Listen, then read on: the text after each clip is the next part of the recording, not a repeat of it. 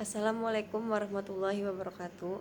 Nama saya Nova Wahyuni, saya dari kelas karyawan PGSDB 1. Di sini saya ingin melanjutkan materi yang kelima, yaitu membahas tentang Al-Quran dan Al-Hadis. Al-Quran sebagai kitab Allah menempati posisi sebagai sumber pertama dan utama dari seluruh ajaran Islam dan berfungsi sebagai petunjuk atau pedoman bagi umat manusia dalam mencapai kebahagiaan hidup di dunia dan di akhirat. Kata Al-Quran berasal dari kata kerja qoro'a yang berarti membaca dan bentuk masdar atau kata dasarnya adalah Quran yang berarti bacaan. Al-Quran dengan makna bacaan dinyatakan oleh Allah dalam beberapa ayat. Di antaranya dalam surat Al-Qiyamah ayat 16-18, kemudian Al-Baqarah ayat 185, dan masih banyak lagi. Para ulama berbeda pendapat tentang hakikat Al-Quran. Imam Al-Ghazali menjelaskan bahwa hakikat Al-Quran adalah kalam yang berdiri pada zat Allah Subhanahu wa Ta'ala yang qadim.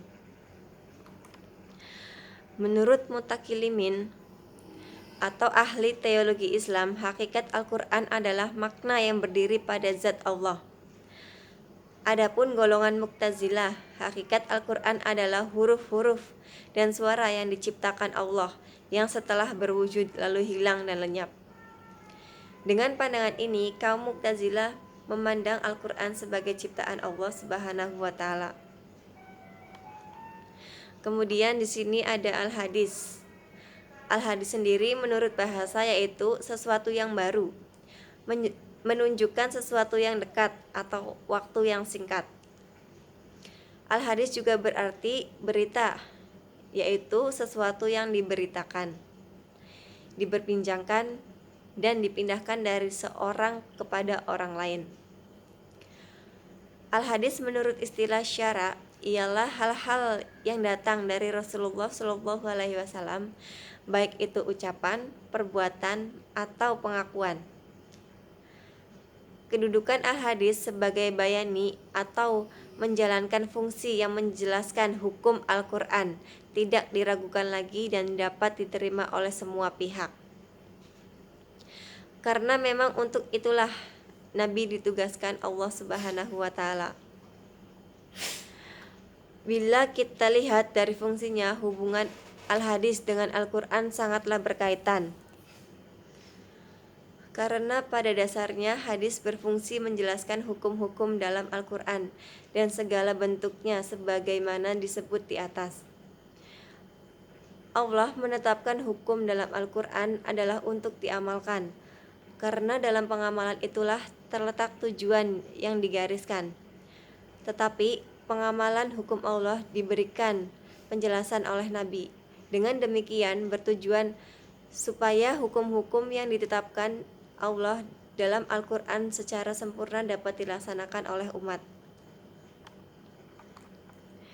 Sebagaimana dalam uraian tentang Al-Quran telah dijelaskan bahwa sebagian besar ayat hukum dalam Al-Quran adalah dalam bentuk garis besar secara amaliyah, belum dapat dilaksanakan tanpa penjelasan dari hadis. Dengan demikian, keterkaitan hadis dengan Al-Quran yang utama adalah berfungsi untuk menjelaskan Al-Quran.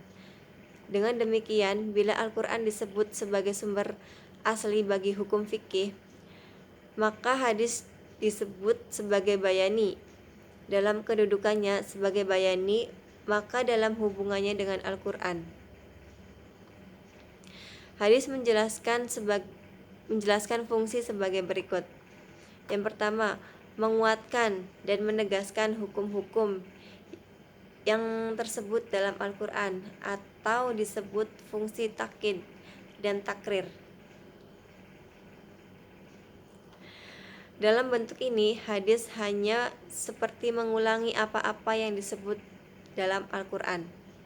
Kemudian yang kedua, memberikan penjelasan terhadap apa yang dimaksud dalam Al-Quran. Yang ketiga, menjelaskan arti yang masih samar dalam Al-Quran. Yang keempat, merinci apa-apa yang ada dalam Al-Quran disebutkan secara garis besar.